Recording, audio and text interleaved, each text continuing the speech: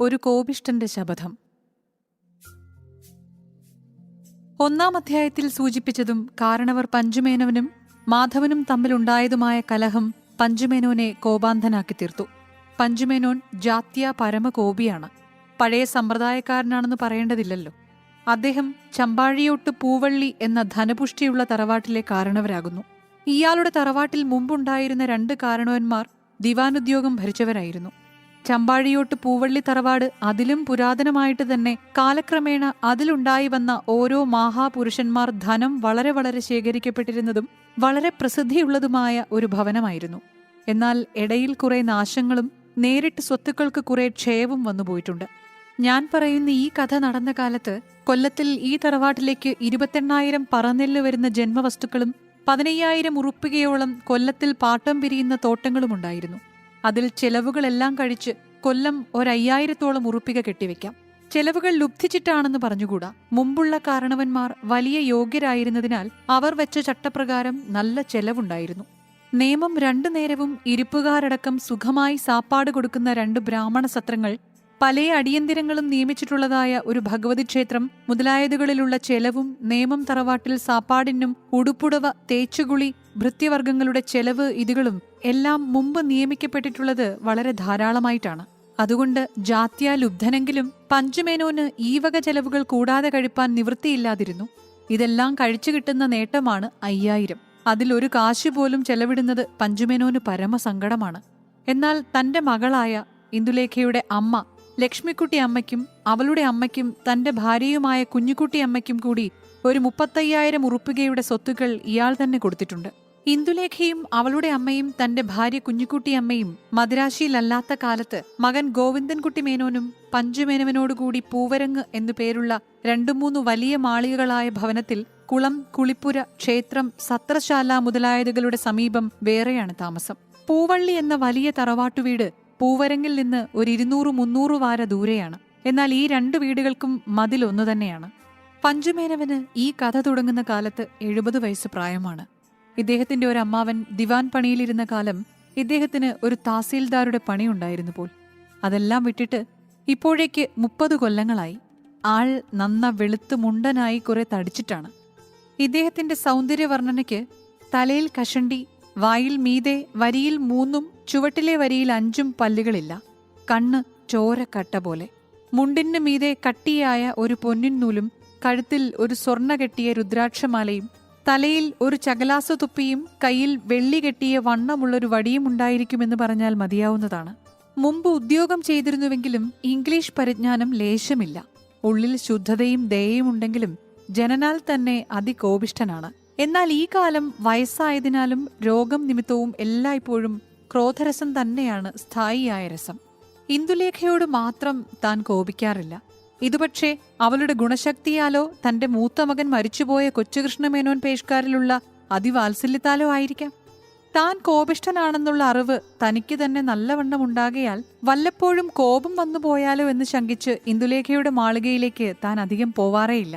എന്നാൽ ഇദ്ദേഹം 2-3 പ്രാവശ്യം ഇന്ദുലേഖയെപ്പറ്റി അന്വേഷിക്കാതെ ഒരു ദിവസവും കഴിയാറില്ല. ഇന്ദുലേഖ ഒഴികെ പൂവരങ്ങിലും പൂവള്ളിയിലുമുള്ള യാതൊരു മനുഷ്യനും ഇദ്ദേഹത്തിന്റെ ശകാരം കേൾക്കാതെ ഒരു ദിവസമെങ്കിലും കഴിച്ചു കൂട്ടിയിട്ടുണ്ടോ എന്ന് സംശയമാണ്. മാധവനുമായി ശണ്ഠ ഉണ്ടായത് തറവാട്ട് വീട്ടിൽ വെച്ച് രാവിലെ 6 മണിക്കാണ്. അത് കഴിഞ്ഞ ഉടനെ അവിടെ നിന്നിറങ്ങി വലിയ കോപത്തോടെ താൻ പാർക്കുന്ന പൂവരങ്ങിൽ വന്നു. പൂമുഖത്ത് കയറിയപ്പോൾ മകൾ ലക്ഷ്മിക്കുട്ടിയമ്മയാണ് ഒന്നാമത് കണ്ടത്. പഞ്ചുമേനോൻ: ആ കുരുത്തംകെട്ട ചണ്ടാളൻ, ആ മഹാപാപി എന്നെ അപമാനിച്ചത് നീ അറിഞ്ഞില്ലേ? ലക്ഷ്മിക്കുട്ടിയമ്മ: ആര്? പഞ്ചുമേനോൻ: മാധവൻ. ലക്ഷ്മിക്കുട്ടിയമ്മ: എന്താണ്, മാധവനോ? പഞ്ചുമേനോൻ: അതെ, മാധവൻ തന്നെ. പിന്നെ മാധവൻ പറഞ്ഞ വാക്കുകളെല്ലാം കുറെ അധികരിപ്പിച്ച് ലക്ഷ്മിക്കുട്ടിയമ്മയെ പറഞ്ഞു ധരിപ്പിച്ചു. അപ്പോഴേക്കും കേശവൻ നമ്പൂതിരിയും അകത്തുനിന്ന് പുറത്തേക്ക് വന്ന് ഇതെല്ലാം കേട്ടു. പഞ്ചുമേനോൻ കേശവൻ നമ്പൂതിരിയോട്: ഈ പാപിക്ക് ഇന്ദുലേഖയെ ഞാൻ ഇനി കൊടുക്കയില്ല. എന്താണ് ലക്ഷ്മിക്കുട്ടിയൊന്നും പറയാത്തത്? ലക്ഷ്മിക്കുട്ടിയമ്മ: ഞാൻ എന്താണ് പറയേണ്ടത്? പഞ്ചുമേനോൻ: മാധവനോടുള്ള രസം വിടുന്നില്ല, അവന്റെ സൗന്ദര്യം കണ്ടിട്ട് അല്ലേ? എന്താണ് നീ മിണ്ടാതെ നിൽക്കുന്നത്? അസത്തുക്കൾ, അസത്തുക്കൾ, സകലം അസത്തുക്കളാണ്. കഴുത്തു വെട്ടണം. ലക്ഷ്മിക്കുട്ടിയമ്മ: മാധവനോട് എനിക്ക് എന്താണ് രസം? എനിക്കിതിലൊന്നും പറവാനില്ല. പഞ്ചുമേനോൻ: എന്നാൽ ഞാൻ പറയാം, എന്റെ ശ്രീബോർക്കലി ഭഗവതിയാണ്, ഞാൻ ഇന്ദുലേഖയെ മാധവന് കൊടുക്കയില്ല. ഈ ശപഥം കഴിഞ്ഞ നിമിഷം തന്നെ ഈ വൃദ്ധന് വ്യസനവും തുടങ്ങി. ഇന്ദുലേഖയുടെ ധൈര്യവും മിടുക്കും ഉറപ്പും പഞ്ചുമേനോന് നല്ല നിശ്ചയമുണ്ട്. മാധവനും ഇന്ദുലേഖയുമായുള്ള സ്നേഹത്തെക്കുറിച്ചും ഇയാൾക്ക് നല്ല അറിവുണ്ട്. ഇങ്ങനെയിരിക്കുമ്പോൾ ഈ ശപഥം എത്ര കണ്ട് സാരമാകും? സാരമായില്ലെങ്കിൽ തനിക്ക് എത്ര കുറവാണ് എന്നും മറ്റും വിചാരിച്ചുകൊണ്ട് പഞ്ചുമേനോൻ പൂമുഖത്തു പടിയിൽ തന്നെ ഒരു 2 നാഴിക നേരം ഇരുന്നു. പിന്നെ ഒരു വിദ്യ തോന്നി. കേശവൻ നമ്പൂതിരിയെ വിളിക്കാൻ പറഞ്ഞു. നമ്പൂതിരി വന്ന് പടിയിലിരുന്ന ഉടനെ പഞ്ചുമേനോൻ നമ്പൂതിരിക്ക് അടുത്തിരുന്ന് സ്വകാര്യമായി പറയുന്നു. പഞ്ചുമേനോൻ, ഇന്നാള് തിരുമനസ്സിന് മൂർക്കില്ലാത്ത നമ്പൂരിപ്പാട്ടിലെ കഥ പറയുകയുണ്ടായി. അദ്ദേഹത്തിന് ഇന്ദുലേഖയെക്കുറിച്ച് കേട്ടറിവുണ്ടെന്നും സംബന്ധമായാൽ കൊള്ളാമെന്നും മറ്റും പറഞ്ഞു എന്ന് പറഞ്ഞില്ലേ? അദ്ദേഹം ആൾ കണ്ടാൽ നല്ല സുന്ദരനോ? കേശവൻ നമ്പൂതിരി: അതിസുന്ദരനാണ്. 10 മാറ്റുള്ള തങ്കത്തിന്റെ നിറമാണ്. ഇന്ദുലേഖയുടെ നിറത്തിനേക്കാൾ ഒരു മാറ്റു കൂടും. ഇങ്ങനെ ഒരു പുരുഷനെ ഞാൻ കണ്ടിട്ടില്ല. പിന്നെ ധനപുഷ്ടിയോ പറയേണ്ടതില്ലല്ലോ.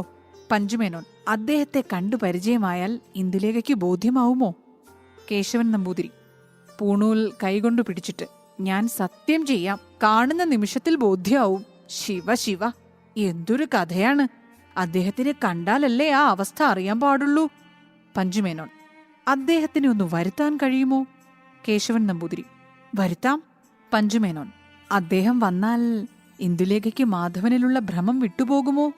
കേശവൻ നമ്പൂതിരി പിന്നെയും പൂണൂൽ പിടിച്ചിട്ട്: ഈ ബ്രാഹ്മണനാണ് വിട്ടുപോവും, എനിക്ക് സംശയം ലേശമില്ല. പഞ്ചുമേനോൻ സന്തോഷിച്ചു ചിരിച്ചു. പഞ്ചുമേനോൻ: എന്നാൽ ഒരു എഴുത്തയക്കുക, അദ്ദേഹം വരട്ടെ. വിഡ്ഢിത്തമൊന്നും എഴുതരുതേ. ഇന്ദുലേഖയെ നല്ല നിശ്ചയമുണ്ടല്ലോ.